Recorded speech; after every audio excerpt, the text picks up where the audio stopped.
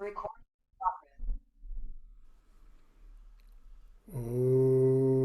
स्थापकाय च धर्मस्य सर्वधर्मस्वरूपिणे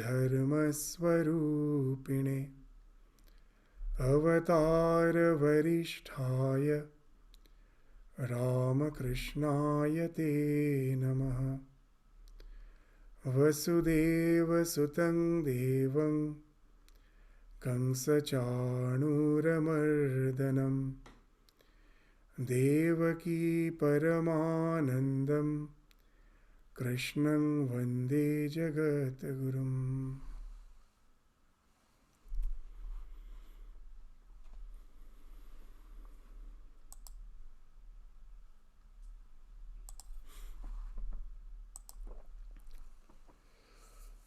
So today we will take up the 14th and 15th verse of the 5th chapter of Shrimad Bhagavad Gita, where we will find that the idea of the doer and the enjoyer is the outcome of ignorance. That whenever we do any actions, we feel I am the doer. And actions are always meant for some results. And when I attain that result, I feel it is I who am the enjoyer of the results of my action. And that's the scriptures, all the scriptures, of the Vedantic scriptures, will say these two are the product of ignorance. I am neither the doer, I am nor the enjoyer. Now, before entering into the sloka, this idea we want to just bring into our consciousness, awareness, that it is not something just a mere philosophical idea which has nothing to do with the modern psychological discoveries, the discovery in the psychology. Even in the modern psychology, very astonishingly, it has been proven, established, that we are neither the doer nor the enjoyer. As per the modern psychological findings, let us try to find out whether we are the enjoyer or not. That what are the things which makes us enjoy the so-called the sensate pleasures of life. If we try to find out all the pleasures that we have in our life, we will find that at last we can categorize them broadly into three categories. All our enjoyments, three categories. Everything will fall under these three categories. What are they? In our scriptures, very nicely it has been spoken of. Putraishana, Vittaishana, Yashaishana. Putraishana, our desire for progeny. Vittaishana, our desire for wealth.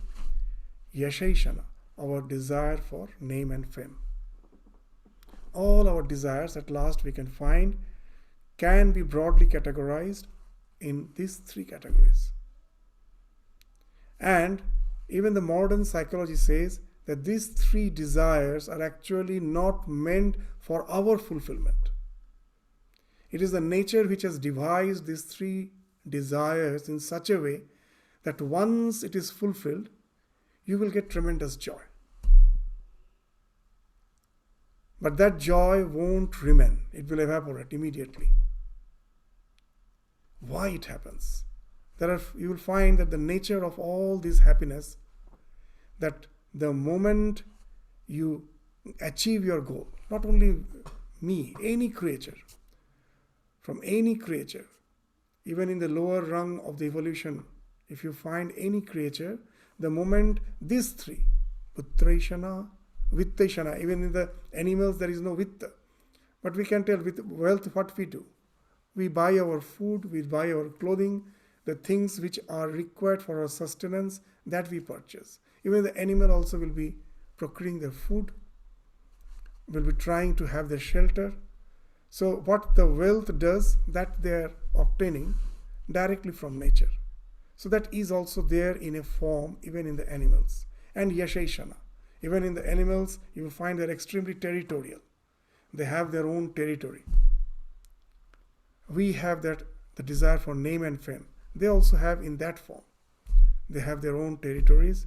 They won't allow the other animals to be within that territory. They are as if the king of the territory. So what it actually speaks of, you will find it is the plan of the nature to sustain itself. The nature sustains itself by making us the tool. It has made happiness as the tool with which it is deceiving us. Happiness is just a tool planned by the nature to deceive us. You will find that desires are never fulfilled. We are on an hedonistic treadmill. In the treadmill you are always running, but you go nowhere. You are running in the same place. You'll find all our desires in the same way is insatiable. We enjoy, again it comes back. Why it happens? If we try to find out the nature of happiness, what we will find? The moment we achieve the goal, we achieve the desired goal, whether it is putreshana, vitteshana, yashishana, whatever it may be, what we find, there is tremendous joy, ecstasy.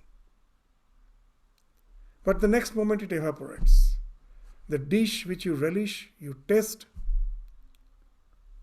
and after you have enjoyed it, it's gone after some time. It's that you don't go on enjoying that taste forever. It's gone. And then the third thing is very important, that we again get the craving for it, for any of these desires. We get the craving, but when we get the craving, very interesting, we always remember only the ecstasy. We forget that it will be evaporating. We never remember that. We always remember that all the colorful side of it. The negativities, we never remember. We just simply forget. Our intellect filters. That's why you will find we say, that most of us will say, that the past is always good. Why it is good? For most of us, because our memory is so much filtered. All the struggles, trials, tribulations that we forget. We remember only the colorful side of the things. That's the way our memory works. So we always remember the ecstasy, we forget the evaporation. And the fourth thing, another thing is very important. You'll find that the joy which we get out of anticipation, that we are planning in the evening we will go out for a dinner, and there is a tremendous type of excitement working. But by the time when it is evening, when we are already out for the dinner, we are sitting on the restaurant table, we find the joy is gone. It's no more there, it's already flat. Why it happens? You'll find most of the time there is more joy in anticipation. With anticipations you have your own fantasies, and then when you are in it, it's gone. It's no more there. Why? The nature, to sustain itself, what it has done, it will give, and when the desire is obtained through all the three, it is the nature itself is sustained. With putreshana, we need not have to explain. With the progeny, the nature continues. With wealth, how the nature is sustained? Unless I sustain myself, how can I think of having progeny? So you have to sustain yourself to continue. So that way nature, again you will find that wealth helps to sustain me, and in turn helps to continue. The nature continues through me in the form of progeny. Name and fame, how it helps the nature to sustain. Again you will find in the animal kingdom, everywhere, that if you can prove that you are a better species, you are better than others, you have the chance to get a better match.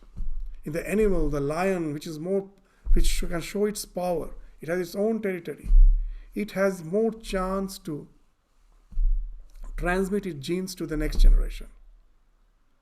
And the same thing appears even in the humankind. Our education, our name and fame, always at last you will find somehow directly, indirectly is to get a proper match, so that we can have our children in whom we pass our genes. So in all the three, nature is propagated. So the nature has devised in such a way that when you get it, there's tremendous happiness. But the next moment is there is evaporation. Why there is evaporation? If there is no evaporation, if it is always you continue in that ecstasy, you won't again feel like doing it. Once I have the food, and if I am ever satiated, I won't have food again. And I will be just simply perished. I will die. So that's why that evaporation is there. It has to be there. And again, we find that always when we feel that craving again, we remember always the ecstasy. We forget the evaporation. Again, the same reason. If you always remember the evaporation, you won't try again. So the nature has filtered our memory in that way. We always think of only the colorful side. All the negativities, the struggles, everything we forget. So that we again try for it. And the fourth is very interesting, the anticipation. When you are anticipating, you are extremely happy, the nature's work is done. It has already motivated you. Now when you are already in the act, the nature's work is already done. It has already motivated you. So why to give the happiness? So no more happiness, it's gone. You'll find it's flat. So you will find that it is the nature which is working through me. It has made me just a instrument with happiness as just a tool. It has used the happiness as a tool, and it is using me to maintain itself. That's a wonderful finding even in the modern psychology. And that's why we find our cravings are never satiated.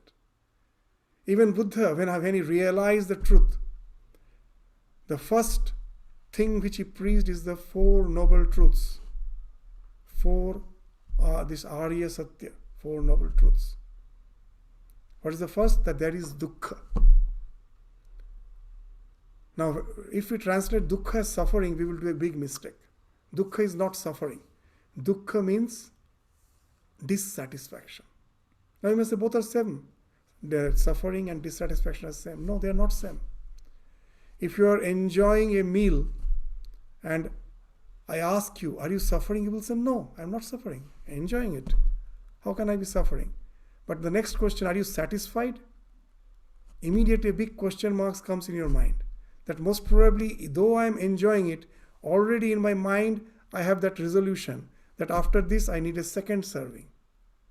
So am I satisfied? No. So that suffering and dissatisfaction are not same. So if you translate dukkha as suffering, we do a big mistake. And that way many will be saying that Buddhism is pessimistic. It starts with dukkha. No. It says you are dissatisfied.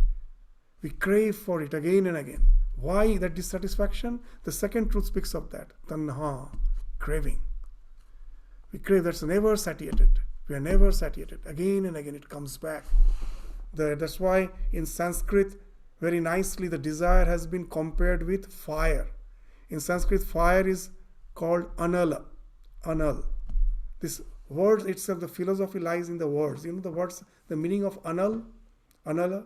In Sanskrit, there is a pratyay called alam pratyay. Alam. Alam, what it means? Enough. Satisfied. Alam. Chintaya alam. Enough of thinking. Nidraya alam. Enough of sleep. Now, when you add another prefix an before that al, an is used in the sense of negation. That's never satisfied. In the fire, if you pour fuel, does it get satisfied? No. It will flare up.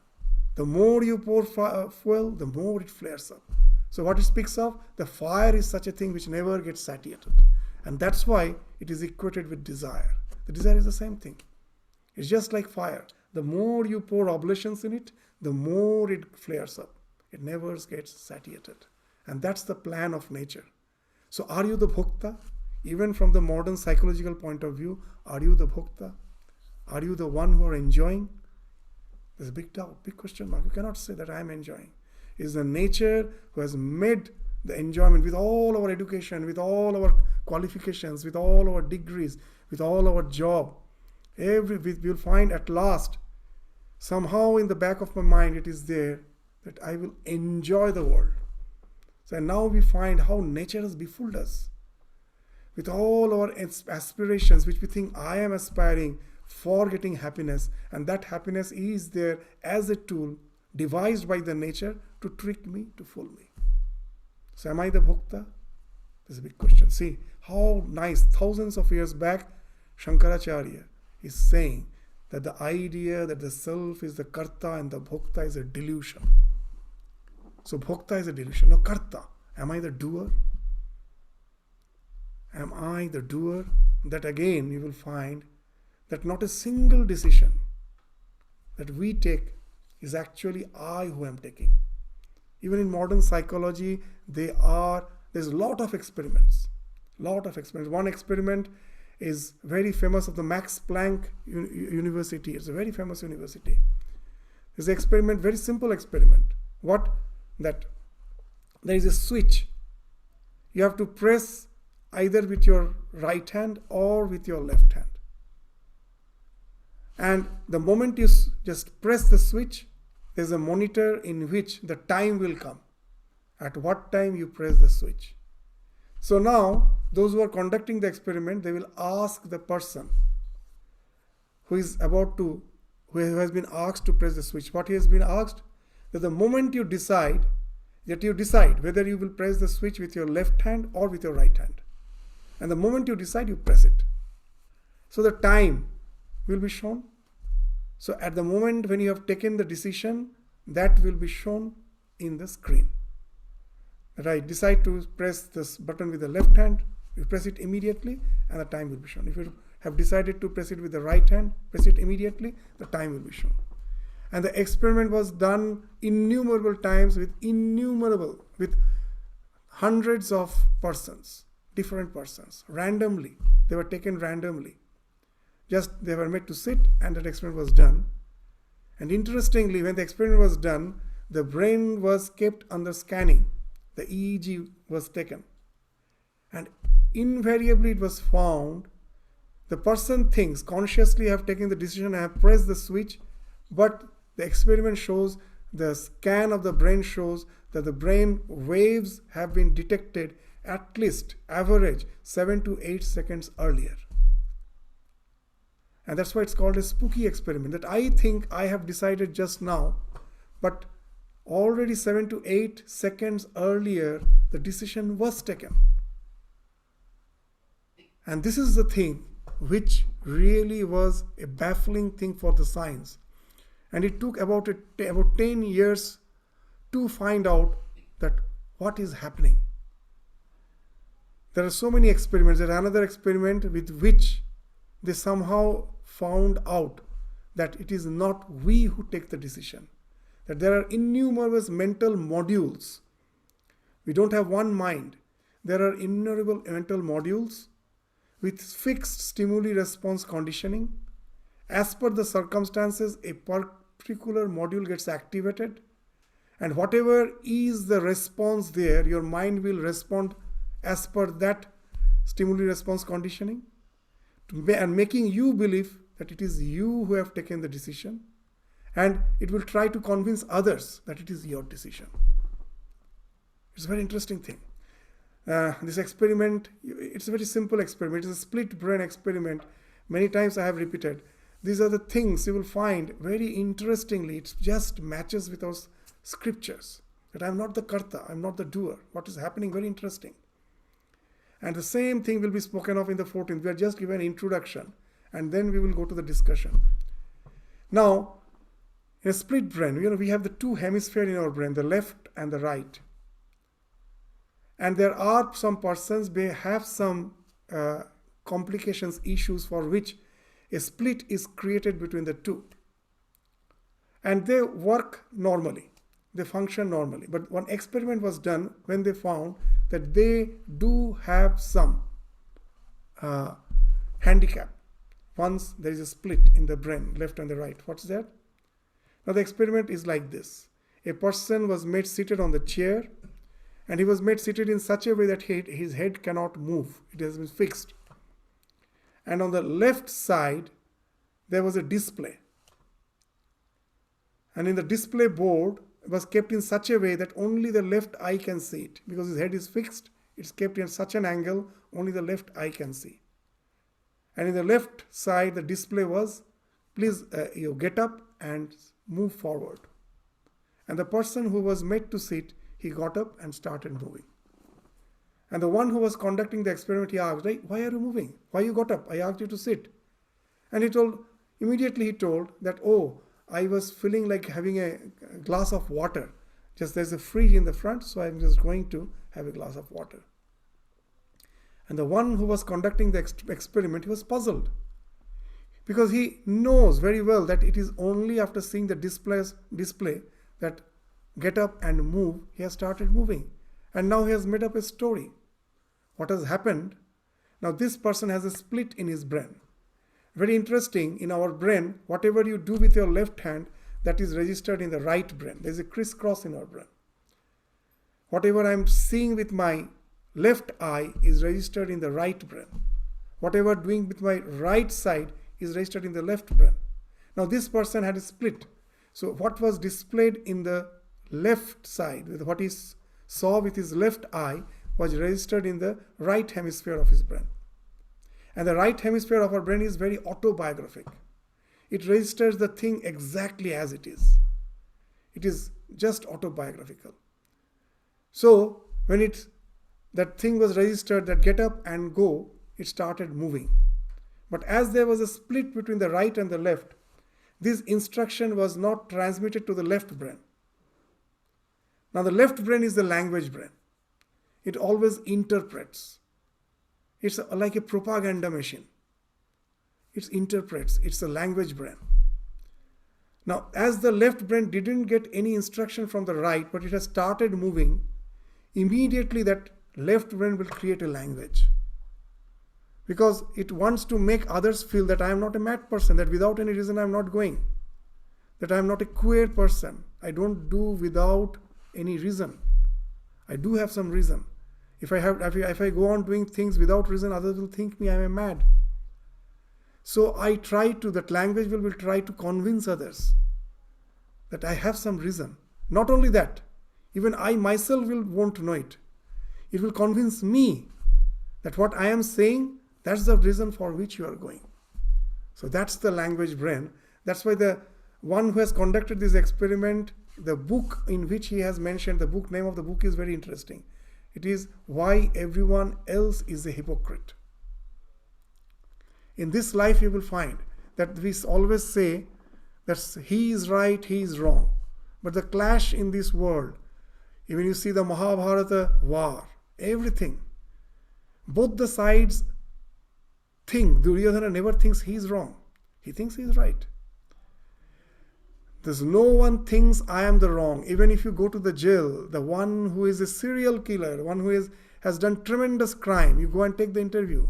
He will never say, I am the one who is at fault. The way I have been brought up, my father, my mother, the society, they are responsible. Never the person will say, I am wrong. Because the fight is not because of right and wrong. It is just the perspective. What our brain makes us believe, that I believe. In a match, when there is some confrontation, some game is going on, you will find the supporters start fighting. In the stadium, there's a huge fight. You go and take interview. Both will say, the other person was wrong. I am correct. No one will say that I was wrong. In the world, you will find all this terrorist act going on, all this warfare going on. Will anyone say I am wrong? No. Both are correct. So it is the brain which is make us believe that I am right and what I am saying do have some purpose. So what is happening? That all in our brain, that though there is no such split, but our emotions, our strong emotions, our biases makes that split. Our faith, our belief makes that split. And then the language brain becomes very active. It acts like a propaganda machine. It fools us, it fools the world. So what is happening actually inside? So as now that we said, the modern psychologists find out that it is actually not we who are deciding. There is not one mind, there are innumerable minds. How these minds have developed? In the process of evolution. Just take a small bacteria. When it is in search of food, it is drawn towards it. There is some toxin, it is moving away from it. So each circumstance, each situation is creating a particular stimuli response conditioning which is never forgotten, that remains in the mind as a particular mental module. It remains. There are innumerable such mental modules in our mind. And only one gets activated at a time. Which one will get activated? Is there someone who is commanding that you get? No, there is no commander. But who will get activated? As per the circumstances, a particular module will get activated. It depends on the external circumstances. You will find that when I go to some temple or some religious place, immediately my mind changes. Because the mental module which is appropriate for that type of environment, that gets activated. That's why we say that always try to go to some place which has some lot of positivity. Because in our mind so many modules are there. We have to nourish those modules which actually helps us to integrate our life, build up our personality. So grow to those places which have the positive vibes. So all those positive modules will get activated. You will find when you are with suddenly you meet your school friends, suddenly you will find that you forget that you are a grown-up person, you are a professional. You suddenly become like the school boy or the school girl and suddenly just behaving with them, having this fun and frolic just the way as you behaved when you were in school. When you are in office, you are a different person. When you are in the family, you are a different person. As per the circumstances, the modules which are getting activated, that makes you what you are. Constantly it is happening. I will give a wonderful example. The Swami Vivekananda used to give a wonderful example. He said a very fashionable lady is walking down the street and she suddenly hears the bark of a dog and she is extremely scared. She forgets she was wearing a very very tall heel. She's so scared. She knows that she cannot run with that hill. She removes the shoes, takes it in her hand, and she runs. She forgets all her so-called fashion, everything. She runs. She is so scared. The same lady, the very next day. Now today she is that young mother. She is with a child and moving down the street. And what to speak of the barking of a dog? Even if a lion comes in front, you will find that she has suddenly changed. She is fully courageous. She is facing the lion, guarding the child. From where that courage came? It's again, as per the circumstances, a particular module has got activated. We may say the mother is courageous, but no, it is the nature which is working through us. How? The previous day, it was the self-protection module. When she heard the barking of a dog, she ran. I have to protect myself. Today, I have the child with me. The nature's work has been done through you. The child is now more important. She is the future. Your work has been done. She is the future. The nature has to save her or save him. So the nature will now make that mental module activated, that is parental care. The child has to be protected. You will find not only human, any creature is ready to give, the mother is ready to give life. In National Geographic, there are so many videos. The mother is ready to give life for the child. There are so many. The fawn, I have seen that a small deer fawn was swimming and it didn't notice a crocodile was attacking. And the mother came, so the mother saw that the crocodile is about to devour the small fawn. And she came fast in between, just guarding the fawn, came in between and the crocodile caught the mother. The fawn was saved. In National Geographic, these videos are there. It's not only human beings. And we think it's a mother who has taken the decision. No. The nature has devised such a way that when the situation is there, that you have to protect yourself, the self-protection module will be activated. But when the next generation has that is more important, they have to be saved. But on that, the future is there. So the nature has devised in such a way. Now this kith and kin protection, the child's protection, that is more important. You are even ready to give your life that module will get activated. That will give you the courage. And where is the fault? The fault is we think I have taken the decision. No. So as per the circumstances, a particular module among all those innumerable modules will get activated, and it has a fixed stimuli response conditioning based on which I am bound to take that decision, but it will make me think I am taking the decision. The entire world of advertisement is that. In the TV, you're seeing an advertisement, you think, now I have taken the decision to buy this. But you forget this advertisement was done in such a way, it was actually done in such a way that unknowingly some modules have got activated and you are bound to just take the decision and go and buy the thing. The entire world of advertisement is that. The advertisement is how to trick your brain to create such an environment through that all the scenes, music, sound, everything to activate a particular module so that you think you are taking the decision. But already the decision has been taken because of the circumstances. So these are the findings of the modern psychology. So are we taking the decision? Are we the doer? No. Again, in my mind has innumerable mental modules.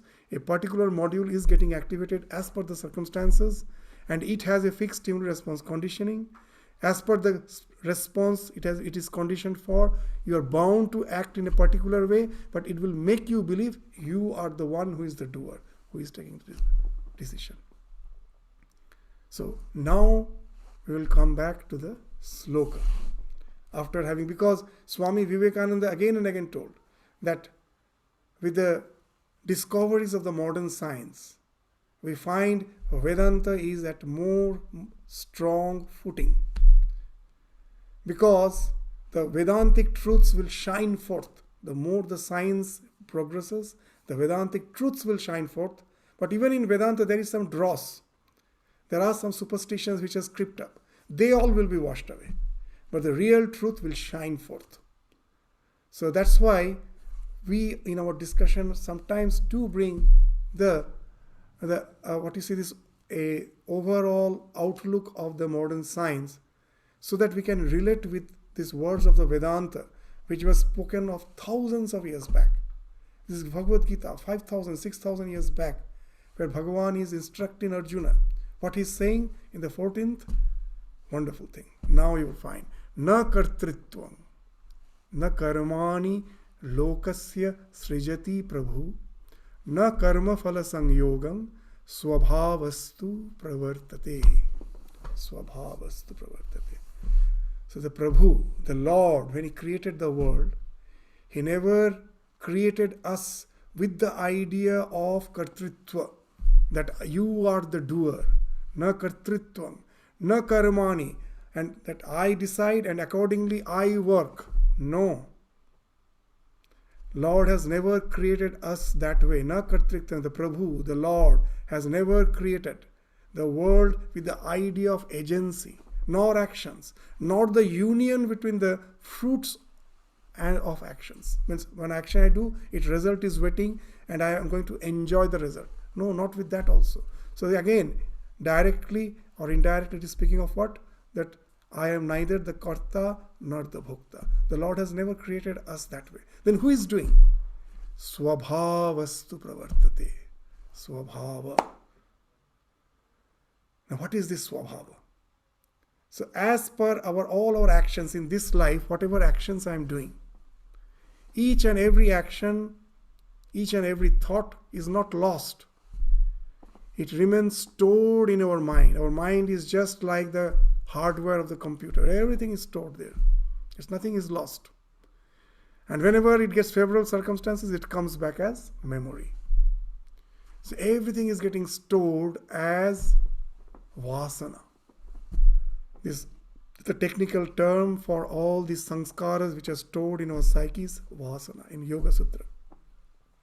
There are innumerable such vasanas. And again, all of them, what actually is swabhava? Now, when we are born in a particular species, previously we have taken birth in so many different species.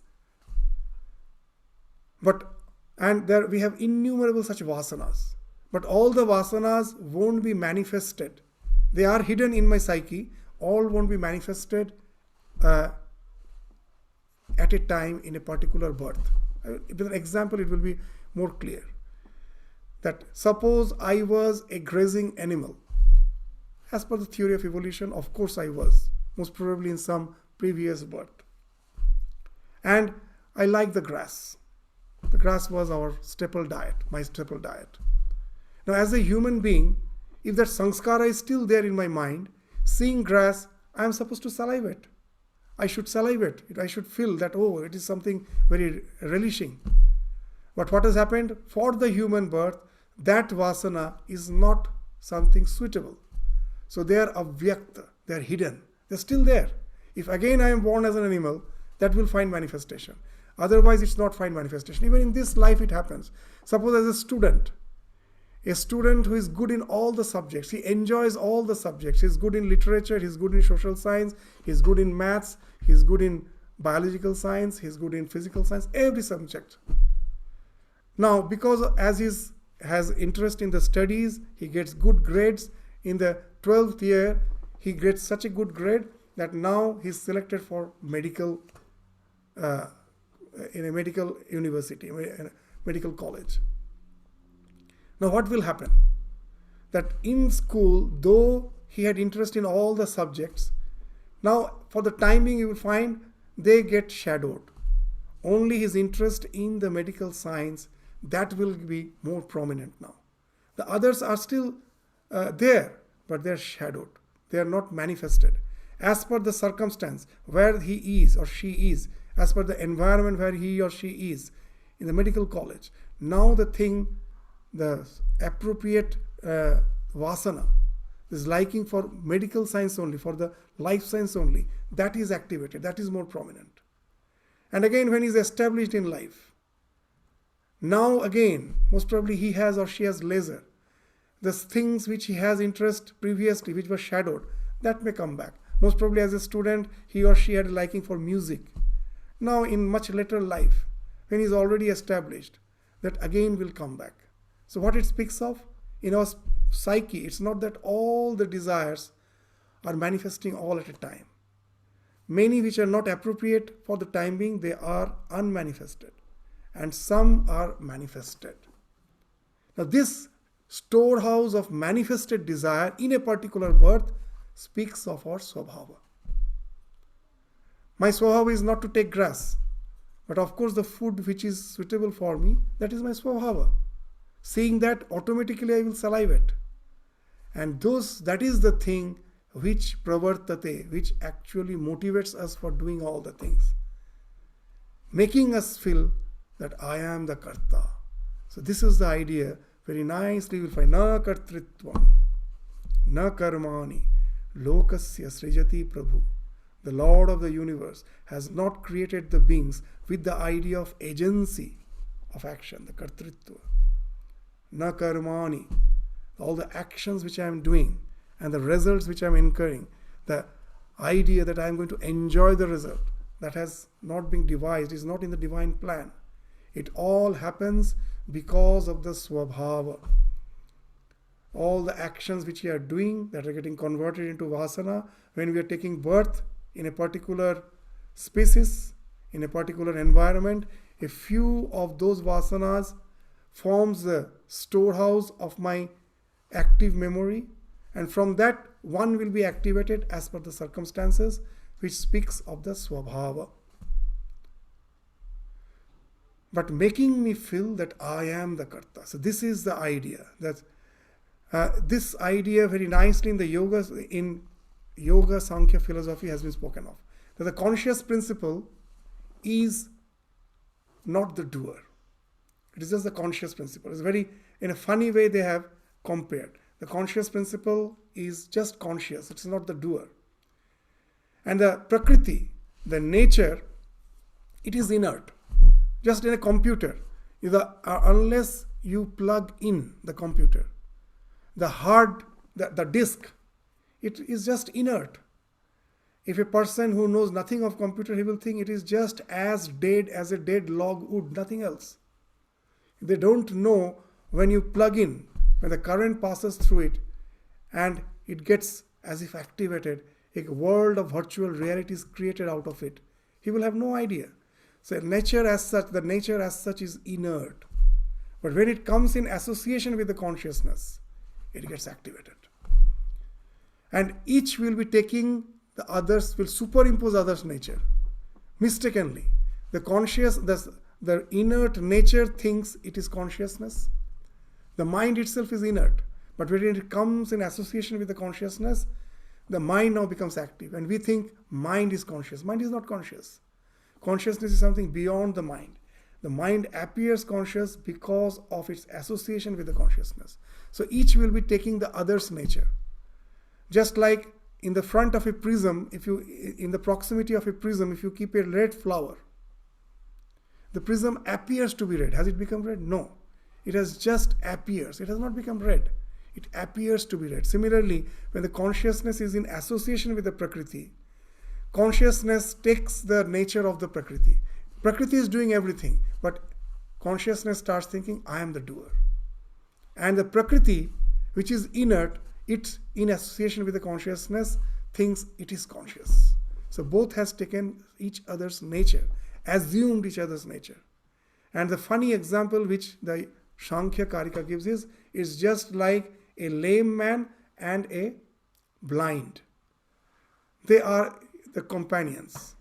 Now the lame man cannot go alone anywhere because he's lame. And also the blind also cannot go anywhere because he's blind. So what? They have made a pact that whenever they have to travel, the lame man will sit on the shoulder of the blind man. So he will sit on the shoulder of the blind man and the lame man will be directing and the blind man will be moving. So the consciousness and the Prakriti is just like that combination. It's just a combination of the lame man and the blind. Both alone they can do nothing. Both together they are just going to their destination. So Pangu Andhavat Ubhayoropi Sangyoga Tatkrita Sarga. It's a Sankhya Karika. It's a wonderful thing. So that's the thing which is being spoken of here. The consciousness is doing nothing. It is just witnessing.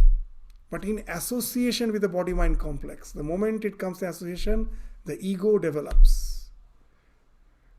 That in Yoga Sutra they say that because of ajnana, because of avidya, comes asmita, the ego. That I am this body-mind complex. It's just like that example which we give. I am standing in front of a mountain. The mountain is far away from me. I am standing and I shout my name. I just shout my name.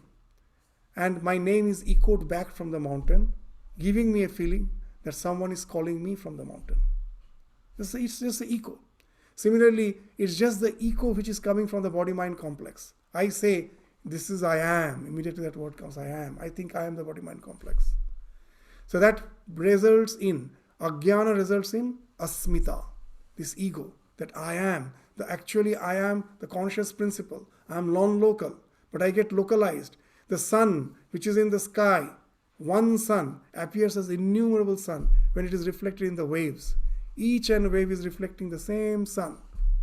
And the one sun appears as many because each wave is having one reflection of the sun.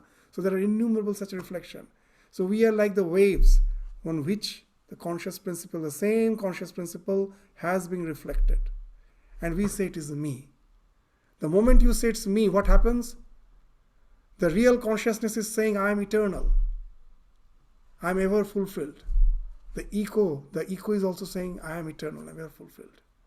And now because of this ignorance, what happens? Something within me is saying I am eternal. I am ever fulfilled. And now I try to realize that eternity and that ever fulfillment through this body-mind complex, which is never possible. Constantly I'm doing that. All our endeavor is for that. That we are trying to just find that eternity through this body-mind complex. The entire evolution is because of that biological evolution. We are trying to realize that eternity through the body-mind complex, which is not possible. So all our raga, dvesha, attachment, hatred, pride is because of that ego. That ego which is adhering this limited body-mind complex. Our endeavor to enjoy the things is because of that ego. Everything is originating from that ego. That ego is the one from which everything is originating. All the desires are originating. So that's the thing which is the root cause of all our suffering, which is the root cause of all the good deeds and all the bad deeds also. So this na kartritvang na karmani lokasya srijati prabhu, this na karma phala sangyogam sabhavastu pravartate. So this is the idea which we will find is being carried again in the next sloka also, the 15th sloka. What it is saying? Nadatte kasyachit papam nachaiva sukritam vibhu ajnanena vritam jnanam tena muhyanti jantava. That very interesting. In the previous sloka, the Supreme Lord was spoken of as Prabhu, the Lord. Prabhu is the Lord. And here the same Supreme Eternal Spirit is being spoken of as Vibhu. Nadatte kasyachit papam nachaiva sukritam vibhu. The eternal omniscient being has been represented as Vibhu. What is Vibhu means in Sanskrit? Vibhu means all pervading. The same meaning is of the word Vishnu. Vishnu means all pervading. That which is all pervading is Vibhu, is Vishnu. So that all pervading reality, he never takes any sin, nor takes the credit for any this holiness, this piousness of. He doesn't take the credit for any virtue, nor he takes the disgrace for any sin. So the omnipresent Lord does not accept the sin nor virtue of anybody. Na adatte, na adatte. Adatte means eating. He doesn't eat, he doesn't accept. This na adatte kasyachit papam. He doesn't accept the papa, the vice of any being. Na chaiva sukritam vibhu. Sukriti. All the good deeds, that also he doesn't accept. He is neither accepting the good deeds nor the bad deeds. Who? The Vibhu, the eternal omniscient being. Sri Ramakrishna very nicely in a simple way explains this fact. He says, in the same sunlight, a person is counterfeiting coins. And in the same sunlight, another person is reading the scripture. So does the sunlight is to be blamed for counterfeiting the coins? Or is the sunlight to be praised for someone reading the scripture? No. It is unaffected by either the good deed like reading scripture. It is unaffected even by the bad deed or the evil deed of counterfeiting the coins. So he is beyond good and evil. The conscious principle is beyond good and evil. Nadatte kasyachit papam nachaivam sukritam vibhu ajnanena avritam jnanam tena muhyanti jantava. That we suffer because of the good deeds and bad deeds, because we are within the bond of ignorance. Now these words are very important. The Vibhu, what that Vibhu means, as we told, all pervading reality. That we all are actually, our real conscious principle is all pervading. The innermost core of our being, which I feel is centered here, is actually Vibhu. It is because of ignorance, it has got localized. Anything which gets localized is a state of disease. You know that what disease is? Roga, Vyadhi, disease. Whenever your consciousness gets localized, that is disease. When you are healthy, you are not aware of any particular part of your body. Health is thriving through your entire body. See a child, bubbling, jumping, full of spirit. When we say we are diseased, what are the signs of disease? I say I have a headache. The consciousness which was supposed to be in your entire body now got localized in your head. I have a heartache. I have a knee ache. So your consciousness, when it is getting localized to a particular part, it is disease. Your ease has gone. Your disease means your dis-ease. Your ease has gone. No more you are at ease. Similarly, the all-pervading reality, when it gets reflected in this body-mind complex, gets localized in it, that's the state of disease. From there comes all suffering. Muhyanti jantava. All suffering comes from that. If you are aware that the innermost core of your being, who is the Lord of the universe, is all pervading, it is not something local. That's why you will find the words are very important. Atman, Brahman. They say that this Atman is Brahman. Atman means the innermost core of my being. I feel there is a consciousness principle in the innermost core of my being. But the scripture is saying that Atman is Brahman. The word Brahman, what it means? The word Brahman came from Bri dhatu. Bri means Brihat. From Bri, the word Brahman came. That Atman is not something which is localized here. It is Brihat. It is something non-local. It is everywhere. So the moment you are aware of that, you transcend all the desires, because desires come from that ego. The moment you get identified with your body-mind complex, from that all the desires arise. And once the desire has arisen, Papa Punya comes from that. All the Papa and Punya is linked to the desire. What is Papa and Punya? The Papa Punya which has been spoken of here. That you will find a very interesting thing. That the moment you have a desire, the moment I have a desire, that desire is bound to get clash with others, isn't it? I desire for a job, you also desire for a job, but there is a limitation. So my desire is in clash with your desire. It is just like in the morning when I am going to a destination in the road, I want all the signals should be green. Is it going to be green? No. The collective, the government is the collective welfare. It has devised in such a way that all should get its chance. So sometimes I get red, sometimes I get green. So that what it speaks, that the collective welfare, when it is prime, when it is important, when my desire is subjugated, is subordinated by the collective desire, then it is good. When I am driving, if I am following the signals, it is good. When I get demerit points, because I am in a hurry, I have to reach the destination, I break the traffic rules. I just don't see the signal. I just simply cross. What has happened? There's a collective welfare. The samashti, the goodness of all, that has been trampled by my personal desire. And that is Papa. Anywhere in this world, whenever my desire is at the cost of the welfare of all, that is Papa. And what is Punya? When my desire, I am fulfilling my desire. It's not that I'm not fulfilling, but I'm keeping the welfare of all in my mind. It is subordinated by that. It is governed by that. Then it is Punya. But the desire is the basic thing. Anywhere. There are so many, there's like signal, there's a traffic signal. There is, in the nature has its own traffic signal, you know. Nature also has its own traffic signal. You say, how? In so many places. If you don't disturb the nature, very interesting thing you will find. In a society, when a person is going to have a child, he or she doesn't know whether it is going to be male or female. Does he know? He doesn't know. It is something which is random. But if you see the entire society, if you have not disturbed, generally the proportion of the male and female is almost equal, isn't it? Isn't it a wonderful thing?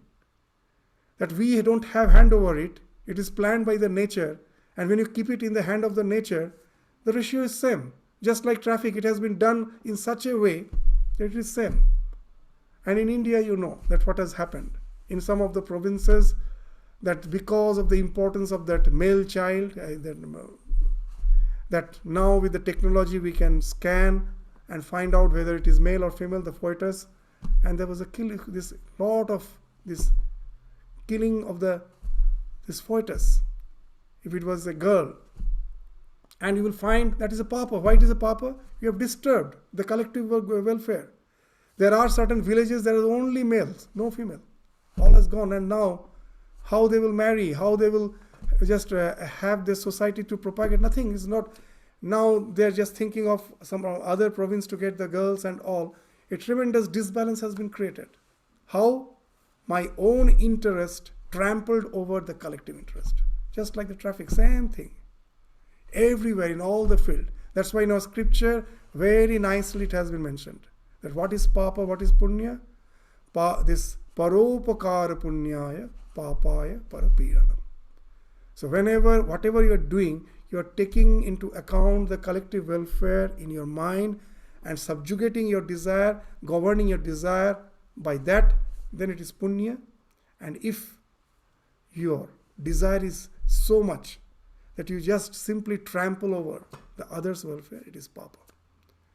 So now here it's saying what, but this papa and punya, from where it came? Ultimately both came from a desire. And from where the desire came? Because of the ego. That I am this being who have to grab such and such thing from the external world. I am not fulfilled. For my fulfillment, I need such and such thing. So this ego, from that where the ego came, I forgot my real nature. Actually, I am that eternal consciousness. I am always there. I was, I am, I will be. Nothing can annihilate me. I am the ever fulfilled conscious principle. But the moment I got associated with the body-mind complex, I started thinking that to be me. And I wanted to enjoy the eternity through this body-mind complex. From that the desire comes.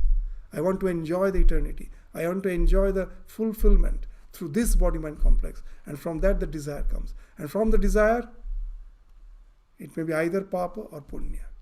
So now everything you will find is because of the ego. And if the ego is gone, what is the real nature? It is vibhu. It is not something which is localized only in your body-mind complex.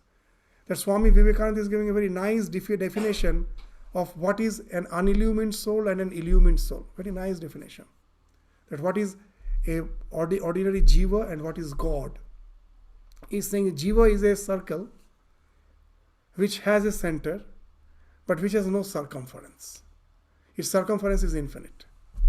What he is actually saying, that see, if with my mind I am sitting here, I know I am sitting here, I am localized here, I am just sitting at a particular place in a particular position, I am just here. But with my mind I can travel anywhere. If someone says that is the last galaxy which has been found in the universe, with my mind I can think even beyond that. There is no limit. With my mind I can travel anywhere. So I am a circle which has a center, but its circumference is nowhere. It is infinite. And what is God? It is also a circle which circumference is infinite and its center is everywhere. You cannot say, I am sitting here. That's why we will find, just try to understand that what happens in the state of samadhi is very difficult to explain. But from the incidences which happened in the life of the illumined souls, we can somehow get an inkling of it. When Narendranath for the first time went into samadhi, Ramakrishna was in Kashipur and someone came and gave the news to Ramakrishna that Naren most probably is going to die. Why? Because he's shouting in a very irrelevant some language. He's just saying, where is my hand, where is my feet, where is my head? And Ramakrishna told, let him be in that state. That rascal has troubled me a lot, has pestered me a lot. Let him be in that state for some time. What has happened? For the first time he went into that state of Nirvikalpa Samadhi, and when he was coming back, he went into that. What has happened? That he is aware of his amness, but is having no locality. That where is my hand, where is my feet, where is my head? That amness is there. He is aware that he is there, but he is not aware of the locality. So when, as an ordinary being, when I am in my mind, I know I am sitting here. Even if I close my eyes, if I close my ears, I know I am centered in somewhere. I am located somewhere.